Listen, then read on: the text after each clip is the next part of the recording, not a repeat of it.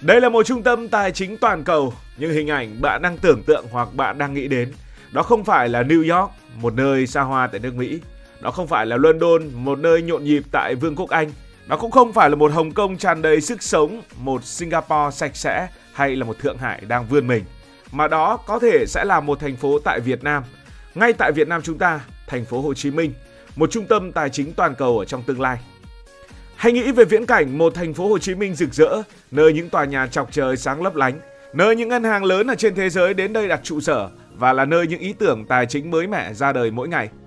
Thành phố Hồ Chí Minh sẽ không chỉ là trung tâm kinh tế của Việt Nam mà còn là nơi cả thế giới nhìn vào để giao dịch tiền bạc, giống như Singapore hay là New York. Thủ tướng Phạm Minh Chính đã từng nói rằng Việt Nam đủ sức để xây trung tâm tài chính quốc tế và thành phố Hồ Chí Minh sẽ dẫn đầu. Đây chắc chắn không phải là một lời nói bình thường mà là một kế hoạch lớn và đầy tham vọng. Vậy, vì sao thành phố Hồ Chí Minh có thể làm được điều này? Hãy cùng khám phá câu chuyện này, bắt đầu từ vị trí đặc biệt của thành phố Hồ Chí Minh, rồi đến những lý do giúp thành phố Hồ Chí Minh sẵn sàng cạnh tranh với những ông lớn tài chính toàn cầu. Ngay xong, có lẽ các bạn sẽ có thêm nhiều sự tự tin và biết đâu một ngày nào đó bạn sẽ lại làm việc tại thành phố Hồ Chí Minh trong lĩnh vực tài chính thì sao? Trước tiên hãy nói về vị trí địa lý của thành phố Hồ Chí Minh. Nói về vị trí địa lý thì không biết bạn đã bao giờ nghĩ rằng nơi mình sinh sống sẽ ảnh hưởng lớn đến việc làm ăn như thế nào hay không? Với nhiều người Việt Nam chúng ta, đặc biệt những người làm việc tại thành phố lớn thì rõ ràng điều này rất dễ để cảm nhận. Còn với thành phố Hồ Chí Minh thì sao? Thành phố Hồ Chí Minh nằm ở miền Nam của nước ta. Đây là một thành phố nằm cạnh Biển Đông. Và Biển Đông là nơi như thế nào? Đây là nơi hàng hóa trị giá hàng nghìn tỷ đô la Mỹ đi qua mỗi năm. Đó là một con đường rất lớn của thương mại toàn cầu. Hàng hóa từ khắp nơi trên thế giới, từ quần áo, điện thoại đến ô tô, rồi là gần như mọi sản phẩm khác đều qua đây để đến châu Á, châu Âu hay là Mỹ hoặc là đi xa hơn. Điều này giúp thành phố Hồ Chí Minh trở thành một nơi cực kỳ quan trọng, không chỉ để mua bán mà còn là một nơi mà người ta hướng đến để quản lý tiền bạc. Thêm một điều nữa mà có lẽ không nhiều người để ý đến, đó là thành phố Hồ Chí Minh cũng như cả Việt Nam chúng ta có múi giờ vàng. Thành phố có múi giờ GMT+7. Và một điều thú vị là trong giai đoạn đất nước chưa thống nhất, Sài Gòn cũ và miền Nam thì có múi giờ là GMT+8. Múi giờ GMT+7 có ý nghĩa như thế nào? Chúng ta đều biết rằng chúng ta sẽ chênh lệch giờ so với Mỹ, so với châu Âu. Nhất là ai hay xem bóng đá thì sẽ rất hiểu điều này. Múi giờ GMT+7 nghĩa là khi nước Mỹ đi ngủ thì thành phố Hồ Chí Minh bắt đầu một ngày mới, sẵn sàng làm việc với các nước châu Á như Nhật Bản hay Singapore. GMT+7 cũng có nghĩa là khi châu Âu mở cửa thì thành phố Hồ Chí Minh vẫn còn kịp giao dịch. Nói đơn giản, thành phố Hồ Chí Minh giống như một người bạn luôn thức để giúp mọi nơi trên thế giới có thể chuyển tiền, có thể đầu tư hay là mua bán cổ phiếu vào bất kỳ một thời điểm nào ở trong ngày. Điều này cực kỳ quan trọng để trở thành trung tâm tài chính, vì người có thể ngủ, còn tiền thì không bao giờ ngủ. Thành phố của chúng ta còn nằm trong khu vực Đông Nam Á, nơi đây có hơn 670 triệu người đang ngày càng giàu lên. Giàu lên nghĩa là họ sẽ mua sắm nhiều hơn, họ sẽ cần ngân hàng, họ sẽ cần vay tiền và họ sẽ cần đầu tư. Thành phố Hồ Chí Minh sẽ giống như cánh cửa lớn để các công ty tài chính tiếp cận với thị trường gần 700 triệu dân tại khu vực Đông Nam Á. Và gần đó, Trung Quốc, một người khổng lồ kinh tế, cũng giúp thành phố Hồ Chí Minh hấp dẫn hơn. Thành phố có vị trí chiến lược và thực sự nó giống như một ngôi sao sáng ở ngã tư đường của thế giới. Sau vị trí địa lý, bây giờ hãy nói về tiền. Bởi vì trung tâm tài chính là nơi tiền chảy vào và tiền cũng đi ra nhiều nhất. Thế nên tiền thì cực kỳ quan trọng. Việt Nam chúng ta đang phát triển rất nhanh. Với nền kinh tế năm 2024 trị giá khoảng 470 tỷ đô la Mỹ, tức là đứng khoảng ngoài top 30 thế giới một chút. Và thành phố Hồ Chí Minh chính là đầu tàu kinh tế. Việt Nam đặt mục tiêu năm 2025 tăng trưởng ít nhất là 8% và thành phố Hồ Chí Minh chính là người dẫn đầu trong cuộc đua này. Điều gì đã giúp cho thành phố Hồ Chí Minh trở nên giàu mạnh như vậy? Trước hết, phải nhìn thấy rằng người dân ở thành phố Hồ Chí Minh ngày càng giàu. Mỗi người Việt Nam trung bình kiếm được từ 4.600 cho đến 4.700 đô la Mỹ mỗi năm, nhưng ở thành phố Hồ Chí Minh, con số này cao hơn và thường mức cao của thành phố Hồ Chí Minh khoảng gần gấp đôi cả nước. Điều này có nghĩa là người dân sẽ mua sắm nhiều hơn, sẽ tiêu tiền nhiều hơn, từ dùng tiền để mua điện thoại, mua ô tô cho đến mua nhà cửa rồi mua rất nhiều thứ khác.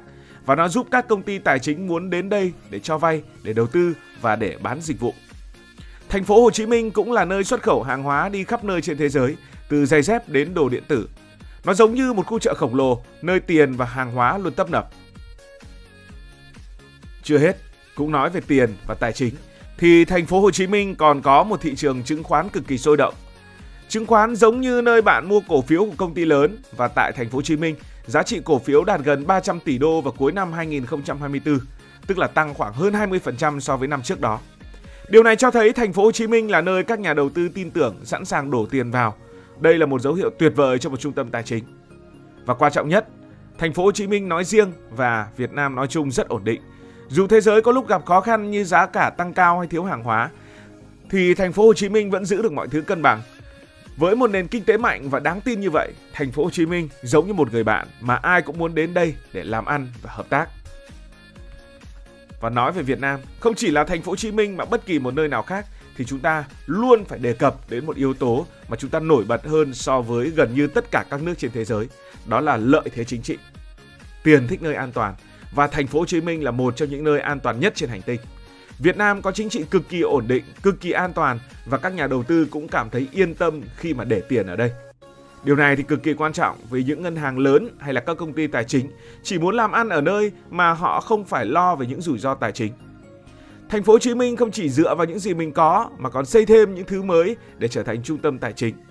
Đầu tiên là về luật. Thành phố đang thay đổi cách làm việc để các công ty tài chính dễ vào hơn.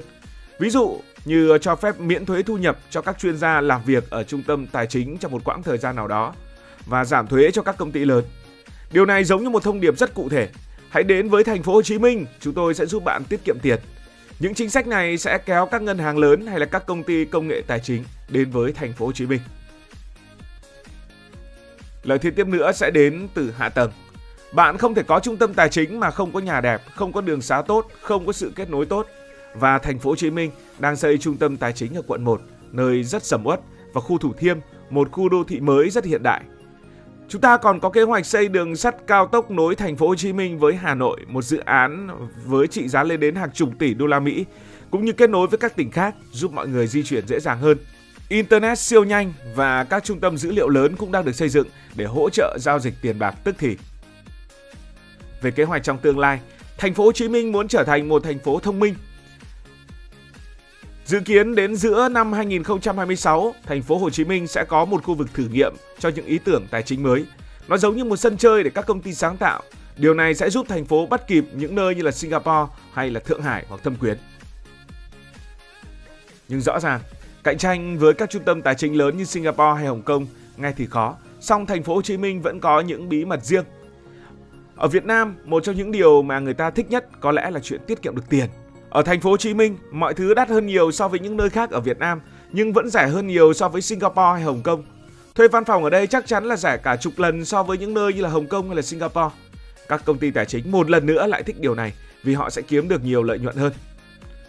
Đó mới chỉ là một phần của vấn đề, còn vận hành công ty ở một nơi có thể tiết kiệm được tiền cũng sẽ là một lợi thế lớn. Và hiện nay, nhiều công ty tài chính đang tìm nơi mới để đầu tư.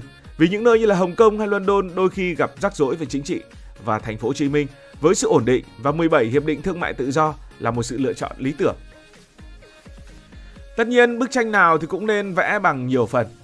Dù có những lợi thế, nhưng thành phố Hồ Chí Minh vẫn có một vài việc khó và cần phải vượt qua. Ví dụ như việc Singapore hay Hồng Kông đều ở châu Á và đã là những trung tâm tài chính hàng chục năm. Họ có rất nhiều kinh nghiệm và bạn bè lớn.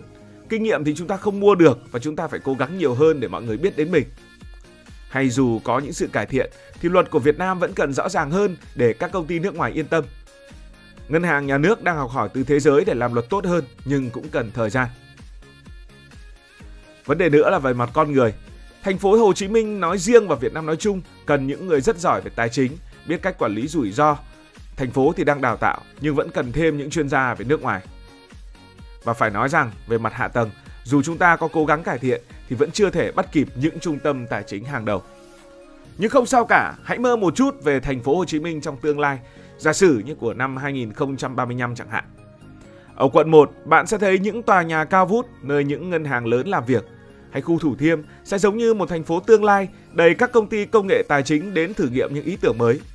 Đường sắt cao tốc sẽ đưa bạn từ thành phố Hồ Chí Minh đến Hà Nội nhanh như chớp và mọi người đều dùng điện thoại để chuyển tiền, mua cổ phiếu hay đầu tư vào năng lượng sạch. Thành phố Hồ Chí Minh lúc bấy giờ không chỉ là nơi để làm ăn, buôn bán, mà còn là nơi mọi người muốn sống, muốn đến đây để làm việc và nơi chắp cánh cho những ước mơ.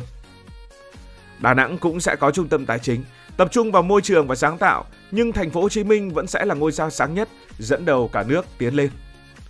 Việc Thành phố Hồ Chí Minh trở thành trung tâm tài chính không chỉ là chuyện của Việt Nam mà là chuyện của cả thế giới. Nó sẽ mang đến nhiều việc làm, giúp người dân giàu hơn và giúp cho Việt Nam nổi bật hơn. Trung tâm tài chính sẽ kết nối Việt Nam với thế giới và tạo ra một sức mạnh mới. Rõ ràng Thành phố Hồ Chí Minh đang có một giấc mơ lớn trở thành một trung tâm tài chính quốc tế. Với vị trí địa lý tuyệt vời, với kinh tế mạnh mẽ, với sự yên bình, với kế hoạch thông minh, giấc mơ này hoàn toàn có thể biến thành sự thật. Và với tinh thần ấy, Thành phố Hồ Chí Minh không chỉ tham gia cuộc đua mà còn muốn thay đổi cách chơi. Cảm ơn vì đã quan tâm theo dõi câu chuyện này. Nếu cảm thấy thú vị, bạn có thể nhấn nút đăng ký kênh, bật chuông thông báo và chia sẻ. Còn bây giờ thì xin được nói lời chào tạm biệt. Cảm ơn các bạn đã dành sự đồng hành cùng Hải Thanh Story. Đi qua những vùng đất, khám phá những điều mới.